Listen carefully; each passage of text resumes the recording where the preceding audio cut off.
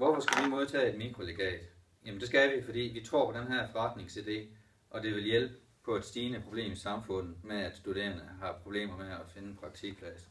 Her kan vi gå ind og hjælpe både virksomheder og praktikanter med at finde det rette match kombineret til hinanden. Midlerne, vi kan få til mikrolegatet, vil vi bruge til at få gjort os mere synlige udadtil i annoncer rettet til studiesteder, til flyers og til Facebook-annoncering, og til at få plakater sat op på studiestederne.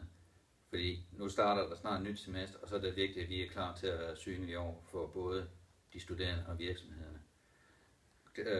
Grafisk produktion skal vi også have noget hjælp til, fordi ingen af os i teamen på 4 programmører og en forretningsudvikler har vores kompetencer inden for dette område. Så det ville være dejligt, hvis vi kunne få hjælp til at få udviklet, til at få designet vores webportal og lavet logo og webikoner.